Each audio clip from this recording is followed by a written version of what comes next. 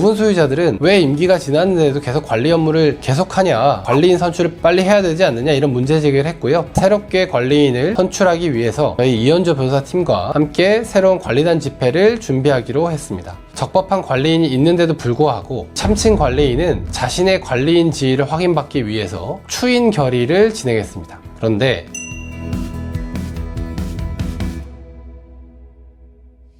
안녕하세요, 이현조 변호사입니다. 오늘은 저희 팀이 실제로 수행하고 승소했던 사례 하나를 소개해 드리도록 하겠습니다. 적법한 관리인이 있는데도 불구하고 참칭 관리인은 자신의 관리인 지위를 확인받기 위해서 추인 결의를 진행했습니다. 그런데 이 추인 결의가 무효라고 본 사례입니다. 이번 사건의 승소 결정문을 짧게 한번 살펴보도록 하겠습니다. 인천지방법원 부천지원에서 있었던 사건인데요. 직무집행 정지 및 업무방해 금지 가처분 사건입니다. 저희는 관리단과 관리인을 대리해서 채권자로 본 신청을 제기를 했고요. 채무자는 그 참칭 관리인과 그 참칭 관리인이 임명한 임원이었습니다. 주문을 보시면 본안 사건의 판결 확정 시까지 참칭 관리인은 집합 건물의 관리인으로서의 직무를 수행해서는 안 된다라는 주문이 있고요. 그리고 관리비 부과 징수를 하지 마라. 그리고 관리행위를 직접 또는 제3자로 하여금 하면 안 된다. 그리고 관리인의 관리행위를 방해하면 안 된다라는 취지의 주문들이 있습니다.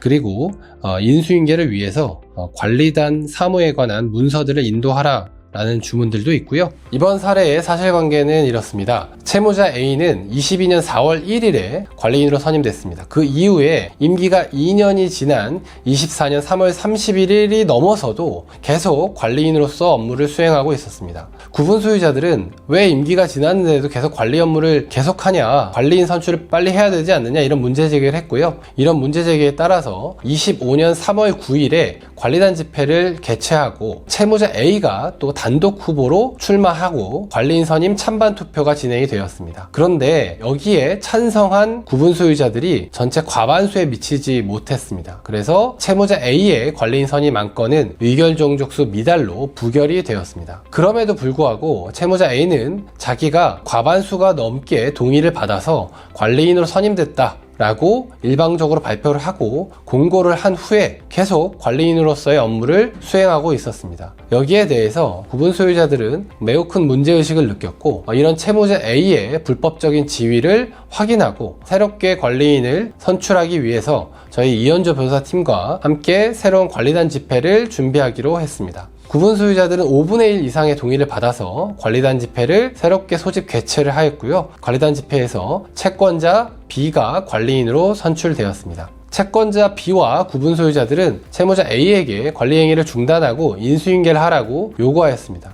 그러나 채무자 A는 이를 거부하고 계속 자신이 관리인이라고 주장하면서 관리 업무를 계속해 나갔습니다. 이에 따라서 채권자 B 측은 채무자 A에 대해서 관리인으로서의 업무를 중단시키고 채권자 B 관리인의 업무를 방해하지 못하도록 하기 위해서 직무집행정지 및 업무방해 금지 가처분을 제기하게 되었습니다. 가처분 심리 과정이 유리하게 진행되지 않다라고 판단한 채무자 A는 소송이 진행되는 중에 새롭게 관리단 집회를 소집 개최했습니다. 이게 세 번째 관리단 집회인데요. 이 세 번째 관리단 집회에서 첫 번째 관리단 집회, 즉 채무자 A가 단독 후보로 출마해서 실질적으로는 부결되었던 그 관리단 집회를 추인하는 안건을 상정하고 이를 의결시켰습니다. 즉 세 번째 관리단 집회에서는 과반수 이상의 구분 소유자들이 그 추인 안건에 대해서 찬성표를 행사했었고요. 세 번째 관리단 집회만 보면 의결 종족수를 충족한 것으로 보였습니다.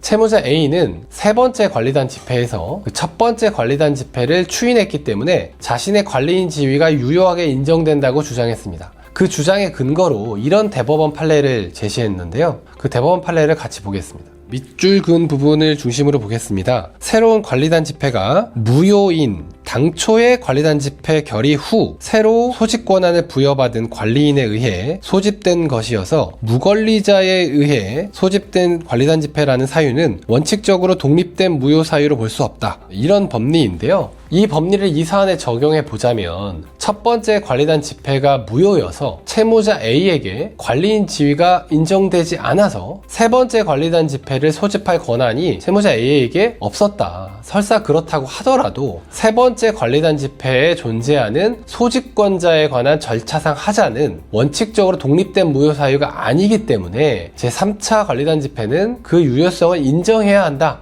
이런 논리입니다. 여기에 대해 저희 변호사들은 앞서 보신 대법원 판례와 이번 사건의 차이점을 부각시켰습니다. 그래서 그 차이점에 근거해서 대법원 판례 법리가 그대로 본 사안에 적용될 수 없다는 점을 지적했습니다. 즉 대법원 판례 사안은 무효인 집회와 이를 추인하는 집회 사이에 별도의 관리단 집회가 존재하지 않았고 그 사이에 새롭게 선출된 관리인도 존재하지 않았습니다. 반면에 이번 사안에서는 무효인 제1차 관리단 집회와 이를 추인하는 제3차 관리단 집회 사이에 제2차 관리단 집회가 존재했고 제2차 관리단 집회에서 채권자 A가 새롭게 관리인으로 선출된 사정이 존재했다는 것입니다.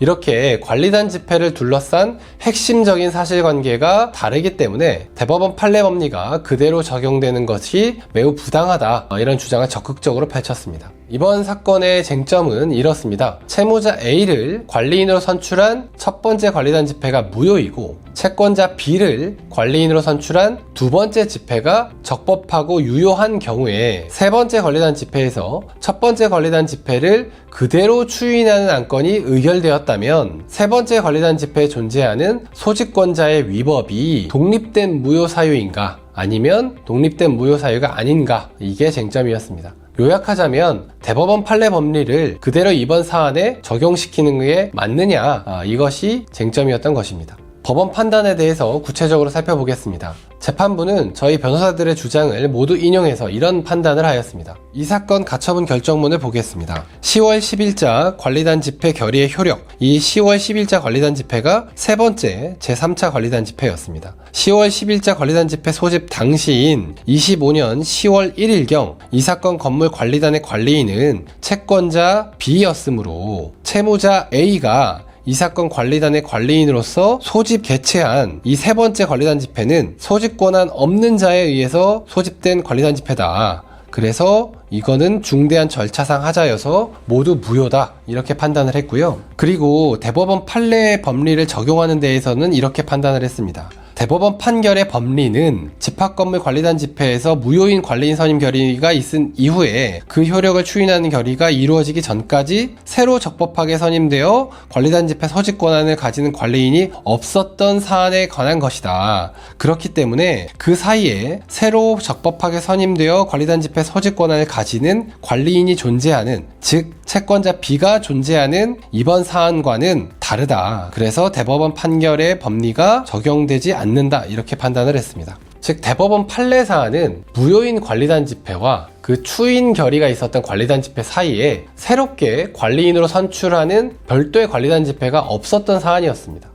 반면에 이번 사안은 그 무효인 관리단 집회 이후에 새롭게 관리인을 선출하는 적법한 관리단 집회가 있었고 그 이후에 추인 결의가 있었던 사안이었습니다. 그렇기 때문에 대법원 판결이 그대로 여기에 적용될 수 없다고 판단한 것입니다. 이번 사안의 대법원 판례 법리를 그대로 적용한다면 관리인 선임한 건을 추인하는 결의의 결과로 채무자 A에게 관리인 지위가 인정됐을 것입니다. 그러나 이렇게 본다면 두 번째 관리단 집회에서 거기에서 현출된 구분 소유자들의 의사가 전혀 존중되지 못하는 결과가 발생합니다. 그렇기 때문에 관리단 집회를 통해 민주적으로 대표자를 선출하고자 했던 집합건물법의 취지가 몰각되었을 것입니다. 이번 승소 사례는 추인 결의에 관한 대법원 판례 법리의 적용 범위와 그 한계를 명확히 판단한 의미 있는 사례라고 생각이 됩니다. 이번 사안과 비슷한 분쟁을 겪고 계신 분들이 계시다면 오늘 소개해드린 사례가 조금이나마 도움이 되셨으면 좋겠습니다.